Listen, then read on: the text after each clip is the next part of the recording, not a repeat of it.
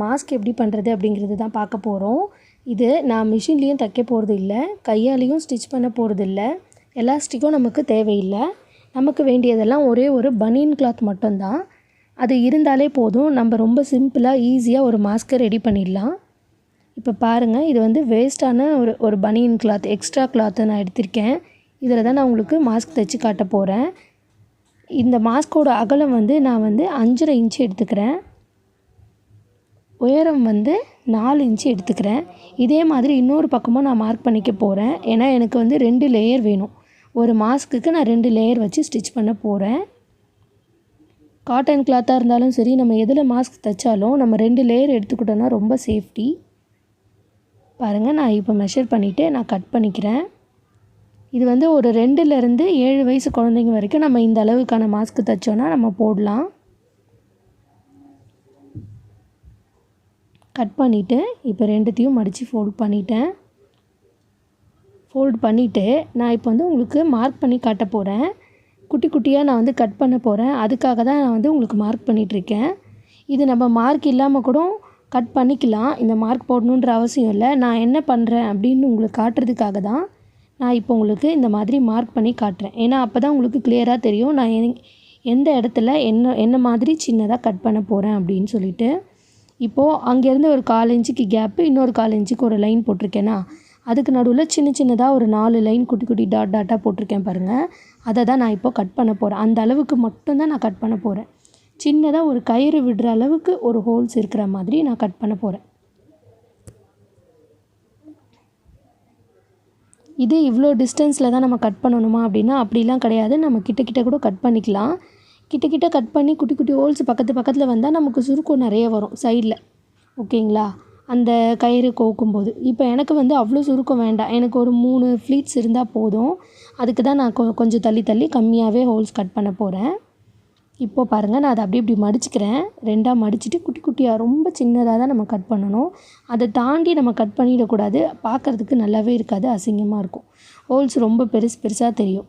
நம்ம ஒரு கயிறு விடுற அளவுக்கு மட்டும் ஹோல்ஸ் போட்டோம் அப்படின்னா அந்த குட்டி ஹோல்ஸை நம்ம உள்ளே விடுற கயிறு வந்து அப்படியே மறைச்சிக்கும், ஹோல்ஸ் ரொம்ப வெளியே தெரியாது.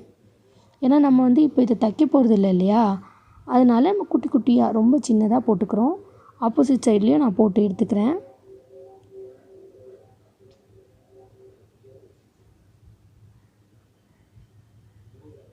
இப்போது இதுக்குள்ளே விடுறதுக்கு நமக்கு ஒரு கயிறு வேணும் இல்லையா, இதுக்கு நமக்கு எலாஸ்டிக்லாம் வேண்டாம்.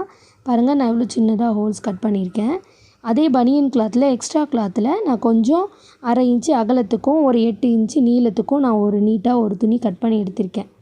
அதை நான் இந்த மாதிரி என்னோடய கையால் பிடிச்சி இப்படி இழுத்தேன்னா அழகாக வந்து எலாஸ்டிக் மாதிரி நமக்கு வந்து அது எக்ஸ்பேண்ட் ஆகும். எலாஸ்டிக் எப்படி இழுத்தா வருதோ அந்த மாதிரி நமக்கு இது எக்ஸ்பேண்ட் ஆகும். எலாஸ்டிக்கு பதில் நம்ம இப்போ இதை தான் யூஸ் பண்ண போகிறோம். அதே பனியன் கிளாத்லேருந்து கட் பண்ணி எடுத்த துணி தான் இது. ஓகேங்களா, நான் நல்லா இழுத்துக்கிட்டேன் முடிஞ்ச வரைக்கும். நம்ம முன்னாடியே இப்படி இழுத்துட்டு நம்ம அதுக்குள்ளே போட்டோம் அப்படின்னா நம்ம யூஸ் பண்ண வந்து லூஸ் ஆகாது. இப்போ நம்ம இழுக்காமல் நம்ம போட்டோன்னா அது வந்து யூஸ் பண்ண லூஸ் ஆகிட்டே இருக்கும். அதனால் நம்ம இழுத்துட்டு இப்போ பாருங்கள், அந்த ஹோல்ஸில் நான் விடுறேன். ஒரு ஹோல்ஸ்லேருந்து விட்டு எடுத்து அடுத்த ஹோல்ஸுக்கு உள்ளே விடுறேன். இப்போது இந்த ஹோல்ஸ்குள்ளே விட்டு எடுத்துட்டேன்.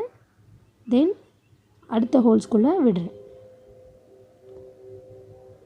இதே மாதிரி பக்கத்து ஹோல்ஸில் விட்டு எடுத்துக்கிறேன்.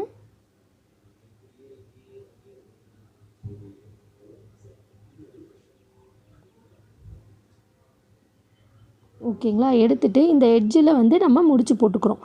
நம்ம காதில் வச்சு பார்த்துட்டு கூட நம்ம முடிச்சு போட்டுக்கலாம், எவ்வளோ தூரம் தேவை அப்படின்னு சொல்லிட்டு. இப்போ நம்ம இது முடிச்சு போடுறதுனால நமக்கு வந்து இதை அட்ஜஸ்ட் பண்ணியும் நம்ம திருப்பி முடிச்சு போட்டுக்கலாம். உங்களுக்கு லூஸ் ஆச்சுன்னா நம்ம அந்த முடிச்சியை கழட்டிட்டு கொஞ்சம் உள்ளே தள்ளி கூட முடிச்சு போட்டுட்டு எக்ஸ்ட்ராவாக நம்ம கட் பண்ணி போட்டுடலாம். ஓகேவா, இது எனக்கு அழகாக சின்னதாக நான் எத்தனை ஃப்ளீட்ஸ், எனக்கு ஒரு 3 ஃப்ளீட்ஸ் போதும், எனக்கு அந்த அளவுக்கு மட்டும் வந்துடுச்சு. இந்த முடிச்சை வந்து நம்ம உள் சைடும் விட்டுக்கலாம், இல்லை 2 கிளாத்துக்கு நடுவுலையும் விட்டுக்கலாம். பார்க்குறதுக்கு வெளியே அசிங்கமாக தெரியாது. இது வந்து 2லேருந்து ஒரு 7 வயசு குழந்தைங்க வரைக்கும் நம்ம இந்த மாஸ்க்கை நம்ம யூஸ் பண்ணலாம். நான் பெரியவங்களுக்கான மாஸ்க்கும் வந்து நான் செஞ்சுருக்கேன், அதோட மெஷர்மெண்ட் மட்டும் சொல்கிறேன். மற்றபடி மெத்தட் எல்லாம் சேம் தான், இதே மெத்தட் தான் இருக்கும். இப்போ பாருங்கள், நான் வந்து 2 மாஸ்க்கையும் வச்சுருக்கேன். மேலே இருக்கிறது சின்ன மாஸ்க்கு, கீழே இருக்கிறது வந்து பெரியவங்களுக்கான சைஸான மாஸ்க்கு. ரெண்டுத்துக்குமான மெஷர்மெண்ட்டையும் நான் பக்கத்துலேயே உங்களுக்காக எழுதியிருக்கேன். இப்போ நான் கட் பண்ணதில் வந்து அந்த 5.5 இன்ச்சு நீளமும் 4 இன்ச்சு வந்து உயரமும் வச்சுருக்கேன் இன்ச்சஸில். பெரிய மாஸ்க்குக்கான மெஷர்மெண்ட்டையும் நான் அது பக்கத்துலேயே எழுதியிருக்கேன். நீங்கள் இந்த அளவு வச்சு கட் பண்ணிங்கன்னா இது வந்து பெரியவங்களுக்கு கரெக்டாக இருக்கும். 7 இன்ச்சு நீளமும் 5.5 இன்ச்சு அகலமும் வச்சு நான் கட் பண்ணியிருக்கேன். நாம் இந்த மாதிரி கயிறில் முடிச்சு போட்டு தான் கட்டி யூஸ் பண்ணணுமா அப்படின்னா அப்படிலாம் இல்லை. நம்ம முடிச்சு போடாமல் இந்த கயிறை அப்படியே லென்த்தியாக கூட நம்ம விட்டுக்கலாம். ஆனால் சின்ன குழந்தைங்களுக்கு தைக்கும் போது நம்ம பின்னாடி தலையில் கட்டுற மாதிரி லென்த்தியாக விட வேண்டாம். ஏன்னா நம்ம அப்படி விட்டோம் அப்படின்னா நம்ம டைட்டாக கட்டினா அவங்களுக்கு மூச்சு அடைக்கிற மாதிரி இருக்கும். கொஞ்சம் லூஸ் பண்ணால் கழண்டு வரும். ஆனால் இந்த மாதிரி காதில் மாட்டுற மாதிரி குழந்தைங்களுக்குலாம் நம்ம தைச்சிட்டோம் அப்படின்னா அவங்களுக்கு கழண்டும் வராது, மூச்சு விடுறதுக்கும் ஈஸியாக கொஞ்சம் லூஸாக இருக்கும். நீங்களும் ட்ரை பண்ணி பாருங்கள். லைக் பண்ணுங்கள், ஷேர் பண்ணுங்கள், உங்களோட ஃபீட்பேக்கை கமெண்ட் பண்ணுங்கள். நம்மளோட சேனலை மறக்காமல் சப்ஸ்கிரைப் பண்ணிக்கோங்க. கூடவே இருக்க பெல் ஐக்கானையும் கிளிக் பண்ணிக்கோங்க. ஆல் சிம்பிளையும் தட்டி விட்டுருங்க. தேங்க்ஸ் ஃபார் வாட்சிங்.